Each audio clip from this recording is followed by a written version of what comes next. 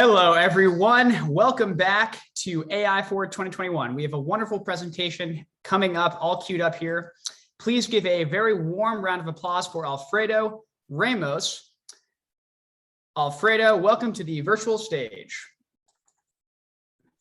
Thank you so much, Daniel. Let me share my screen. Of course. I'll be here if you need me. All right.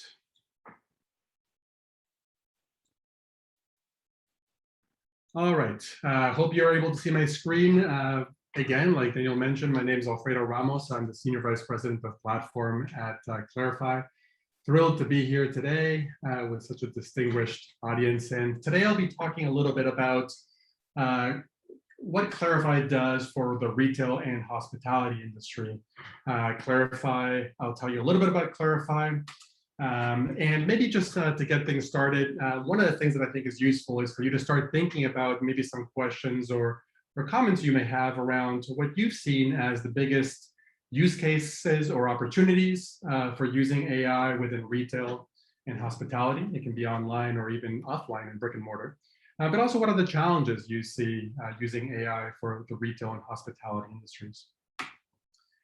First, a little bit about Clarifai. Clarifai is a leader in deep learning AI. And just to qualify that, when we think about deep learning, we think about the technologies and architectures needed to really be able to understand images, video, audio, and text. Clarifai has been around since 2013. We were founded by our CEO, Matt Zeeler. Back when he was at Google, actually, he was doing some work at Google under Jeff Dean, and he realized that the technology he was building for his PhD was outperforming some of the state-of-the-art technology that Google was building for its platform. And Matt had always wanted to start a company, and so he decided to have a go at it. He quit Google and he opened up a shop in New York City. Actually, so since then, Clarifai has grown a decent amount. We're about 100 people, and we are still headquartered in New York City, but we have clusters of offices in Washington, D.C., which is where I'm based, San Francisco, and Tallinn, Estonia. And one of the numbers that we like to share is we have a research team with over 170,000 citations. And this speaks to Clarifai's commitment to bring in state-of-the-art research into the commercial world, so commercializing latest academic research. We were venture-backed. We've got some wonderful investors like Unisquare Ventures, Menlo Ventures, Lux Capital, but also some large and recognizable companies like Qualcomm, NVIDIA, and Google Ventures. And back in 2013, when Clarifai was founded, it really came into the limelight, so to speak, when we participated in the 2013 ImageNet competition, which, if you follow the industry, is one of the preeminent computer vision contests. And when Matt joined with some of the work he had been doing for Clarifai, he won the first place, second place, third place, fourth place, and the fifth place, which speaks to the quality of the work that Matt was doing with Clarifai. And it also was just a great way to get Clarifai launched as truly having the world's best image recognition capabilities. Since then, we've continued to be recognized as leaders. Most recently, Forrester named us computer vision leading platform alongside Google, Microsoft, and Amazon, trillion-dollar companies. And so very humbled to be in the mix as bringing some of the most cutting-edge computer vision to the world. We've been recognized since then around multiple different awards. Recently, we joined the Gartner Cloud AI Developer Services, but we're also actually quite well known for some of the work that we do with government, helping the US government accelerate its use of artificial intelligence, and truly here building some of the world's most innovative computer vision and NLP capabilities, in this case with government. All right, so when we think about Clarifai, some of the things that differentiates Clarifai are the fact that we are fully integrated, one-stop shop for every step of the AI lifecycle. I'll talk a little bit more about that, but because we are so tightly integrated, when you're trying to get to value from your unstructured data, we find that people are able to really accelerate how quickly they're able to get insights and understanding from that unstructured data, something we're very proud of. But also we're environment agnostic. We don't need to be on, we can run on AWS, we can run on Azure, we can run on GCP. We can also run on air-gapped bare metal hardware, or even on low-powered devices like the NVIDIA Jetson series, both the NX and the AGXs. And so we really have a solution that is able to be deployed wherever your hardware or cloud infrastructure needs are. We try to bring our industry expertise to the table, co-creating with some of the world's best companies.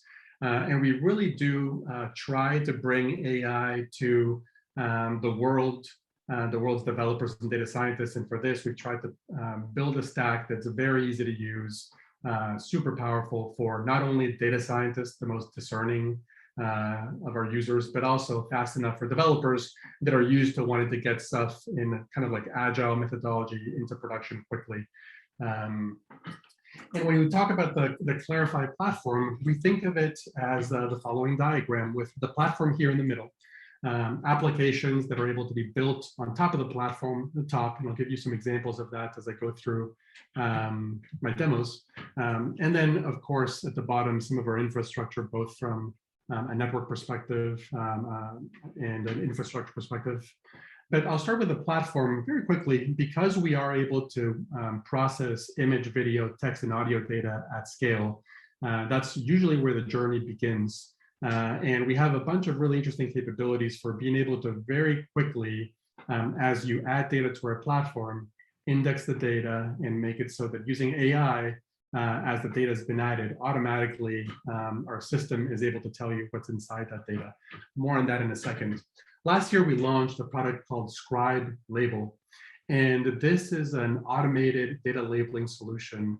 And it was actually only built last year because we first focused on building automated machine learning pipelines deeply into our platform, such that by the time that we were able to build a data labeling product, which is critical to building high accuracy computer vision or NLP models, we would be able to leverage the automation that is basically a first-class citizen in our platform. So we were one of the first companies to launch automated programmatic data labeling solution. And what we've seen is that people are able to label 100 times more data, 100 times more quickly than they would be able to if they were only relying on human-in-the-loop capabilities. We, of course, also allow for large teams to use our Scribe labeling capabilities. And we have the relevant workforce and evaluation metrics needed to be able to gauge the performance of your teams. But now that your data has been labeled, and because we are dealing with unstructured data, which first of all, I'll say it's 90% of the world's data, and so it's heavy data. And it really is critical that you be able to search through that data, and our Spacetime product makes it so that you are able to very quickly index all of the data that's been put into the system, and then it makes all of that data searchable using our AI capabilities. Also, once all of that is ready to be managed, you're able to then move into our Enlight product, which lets you train both deep trained models on our platform and also quick train models on our platform. Quick training is quite innovative, and it's been patented technology that by being able to leverage some pre-trained models that Clarifai makes available, you're truly able to accelerate how quickly you can train a new model that understands the world that it sees based on these pre-trained models. And here we see that instead of having to take hours or sometimes days to train models, using quick training, you're able to train a new model in seconds using as few as a few dozen inputs. And that's some groundbreaking capabilities that we're proud to kind of be innovating in. Now you've got your model trained, or you can use one of the pre-trained models that we've built ourselves. I'll talk about those in a second. But it's critical to be able to take those capabilities and launch AI into production. And to do that, we use the Armada product, which basically is a prediction inference engine. And what it does is it's able to scale itself for billions of hits a month, or even scale back down if your models are no longer receiving traffic. And what we see is that data scientists and developers, they're good with code and they're good with data, but you need an extra skill set to truly be able to power machine learning pipelines in production for scale. And that's where Armada comes in, and it lets you deploy AI to prod at a click of a button. To round this out, we've got a couple more products. Mesh is the ability to take graphs of models and string them together to solve some more complex operations. So if, for example, you wanted to be able to detect the vehicles in a particular video stream, and you want to be able to classify them into the make of the vehicle, the colors of the vehicle, perhaps how old the vehicle is, you're able to string together multiple different models into what we call a graph or a workflow and do some pretty complex things. And finally, we started to launch a product called Flare, which is our edge AI capability, where you're able to take basically video streams, both video and audio streams, and you're able to add intelligence on top of them by deploying the AI that you build on our platform to the edge, and then getting this extra level of intelligence on top of what you're seeing around you.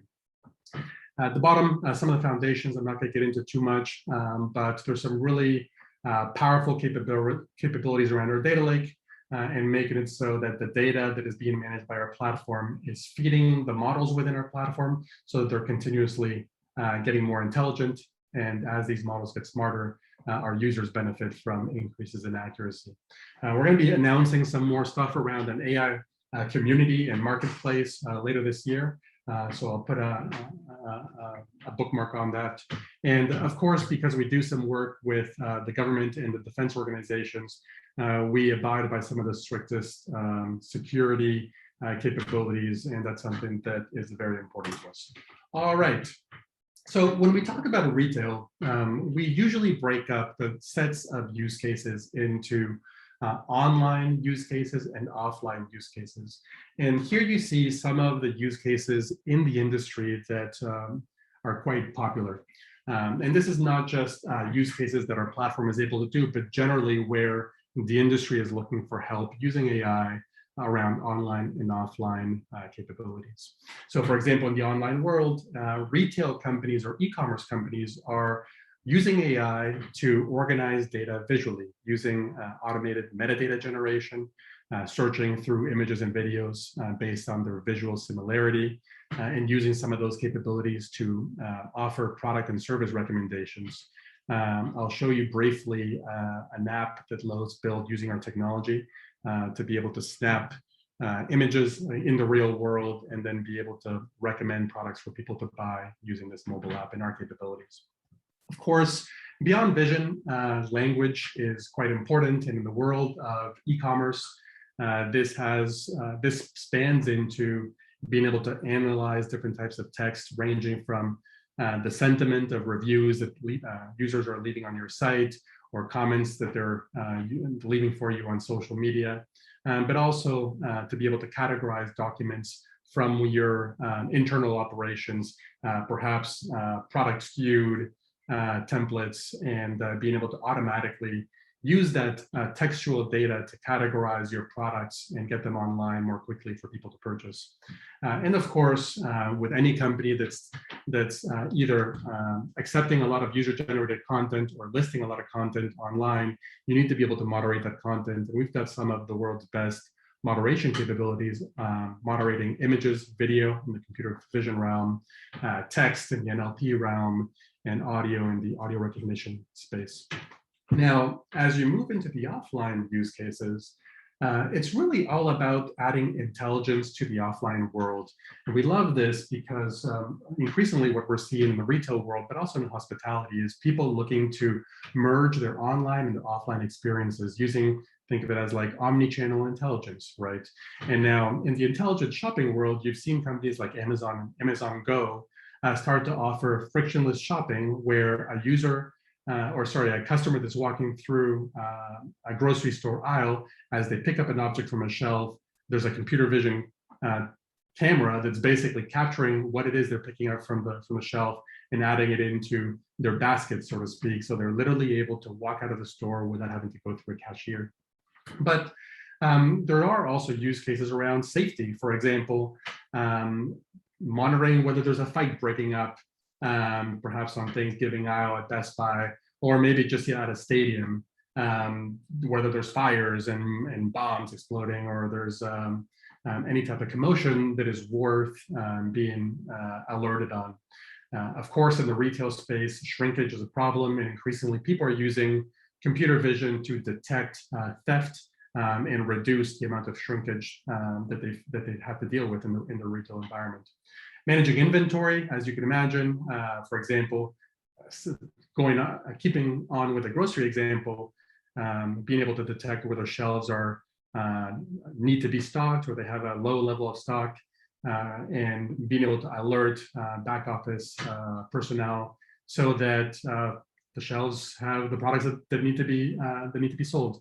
And increasingly, some of the more innovative things that are happening is people personalizing experiences like drive-throughs, automatically detecting your car or your face or something to be able to curate what they propose to you for repeat users or repeat shoppers in the drive-through setting, and even in a physical store when you're walking into a kiosk, using your face to try to detect who you are and recognizing and recommending what you could be purchasing. And then there's a whole set of use cases around getting more intelligence about the physical space, ranging from analyzing the demographics of your physical space or your brick and mortar store, for example. In this case, companies looking to match their product mix to their demographics. And so now increasingly people are able to know, what is the gender mix, the age mix, and even the ethnic mix of the people that are walking into my store, and using that type of intelligence to maximize the products that are on the shelves. And then optimizing your planograms, optimizing kind of the throughput of your store, and getting additional intelligence about the physical space. All right, so with that, I'm going to move on to a set of demos. And my intention with these demos is to give you a feel for the types of capabilities that computer vision, NLP, and others are able to power. Earlier, I mentioned that we have a set of pre-trained models that can help developers and data scientists get started. I'm not going to go through all of them, but we've taken some of the most popular use cases for computer vision, NLP, and we've tried to make some reusable models, for example, like I mentioned before, to detect demographics or faces and different types of food. I'll give you an example so you can start to develop some intuition on what this looks like. So in this case, we're using our general model. And the general model is a computer vision model that understands about over 10,000 concepts in the real world. And to give you a feel, here there's an image that's been uploaded. It's a stock photography of a boat on a lake during sunset. And on the right, you're able to see what the AI predicts for it, right? So in this case, it sees that there's a almost 100% probability that there's a sunset, there's a boat at dusk on top of water, there's a lake. And so you're able to, without kind of humans in the loop, you're able to kind of get a feel for what is inside this particular imagery. In this case, different example of a street. And here the AI is able to depict that there is a street, there's a bunch of traffic, it's likely an urban environment, a bunch of cars, there's transportation systems, buses, etc. And the AI does a nice job detecting all these objects and kind of like helping to increase the understanding. But it doesn't stop at objects. AI is also able to be used to detect emotions, for example. And in this case, what you see is two people, and the AI is predicting love with 99.5% probability. In this case, it also sees a man and a woman outdoors, but it also calls out things like togetherness and romance and embrace. And so you start to see that, frankly, if you're able to see it with your eyes, you're able to build computer vision models that are able to recognize those same things that otherwise you would be relying on a human to use. And I'm going to play a very, very quick video. And the intent of this video is to give you a feel for how images and how videos can be processed for understanding. And so in the case of a video, because every video is essentially a collection of multiple different image frames, what we do is we send every frame in the video to our system. And what you'll be able to see on the right is our system is basically predicting different things based on whatever the content is of a frame.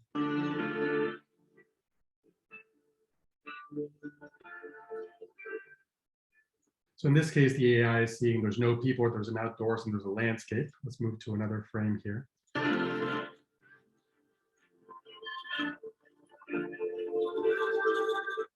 It takes the mountain range and the landscape. and it's even detecting a sunset with 98% probability. All right, so here we're snow and winter coming into play. Lakes and water. Now people appearing, adventure, a hike, and so on. So you're able to see how the AI is able to basically look inside every single image frame, and it's able to start seeing what's in it. I mentioned that computer vision is often used for moderation. This is really big in the retail space, where some companies have millions of people uploading things on a daily basis, and where you want to make sure that there's a certain level of brand safety, you need to be able to use moderation models, both on the images, the video, the audio, and the text. And so here, for example, we're showing how the AI is detecting drug. In this case, it's actually classifying this as a safe image, where in some cases, perhaps there's kind of like a difficult to classify image. Here, there's some gore that's being detected by the AI. And here, there's some suggestive content that is being predicted. Now, I'm only showing you kind of a safe for work types of content, but you can imagine that there would also be different classifications around sexuality, more explicit content, violence, things like that. And so the good thing is you're able to use AI to do things that for humans would be on one end emotionally traumatic, but on one end it would be 10 to 100 times slower and more expensive if you actually had to have humans go through millions of different pieces of content on a daily basis. All right, so to give you more of a perspective here, I'm going to show you now, we talked about moderation for images, but this also applies to text.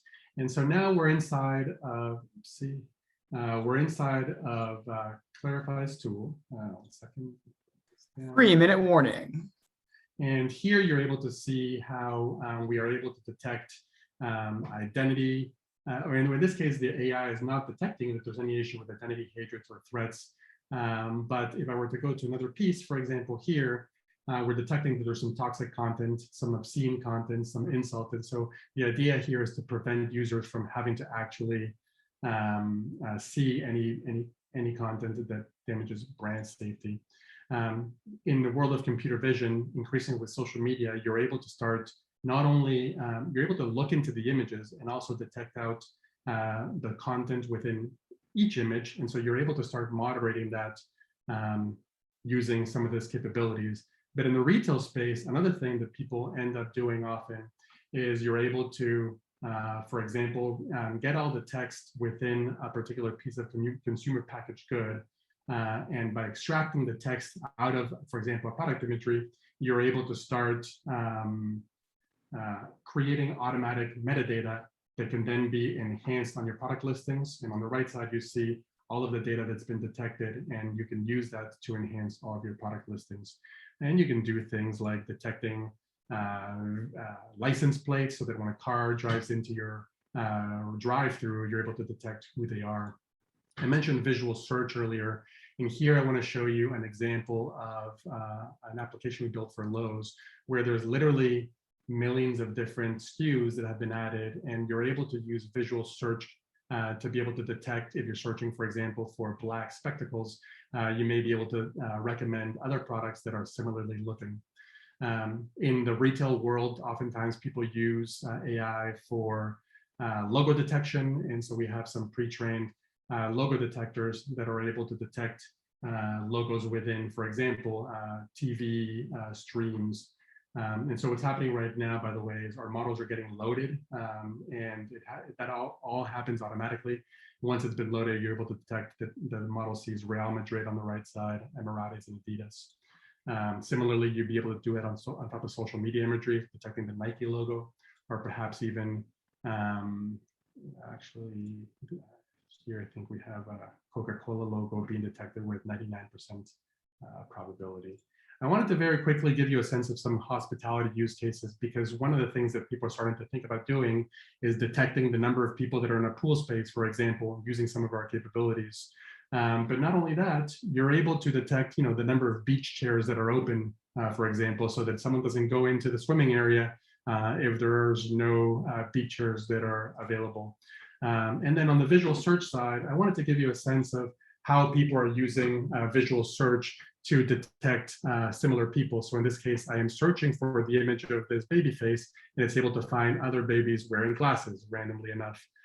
Or for example, if I want to detect all the images of a particular person, you're able to, using our technology and visual search capabilities, detect all images of that same person. And then, of course, as you get into more powerful capabilities, you're able to take things like detecting the faces of people and figuring out their multicultural appearance, in this case, their ethnicity, their gender, and also their age appearance. And with that, I'll stop. Thank you so much for hosting me. And I hope that this was a useful time for you to get a feel for some of the things that people are doing with computer vision and NLP in the retail and hospitality space. Thank you so much, Alfredo. A big round of applause from the virtual audiences. I'm sure what you're getting right now. And if you're watching this, go ahead and do some networking, and we'll see you at the next session. Thanks so much. Bye. Sweet.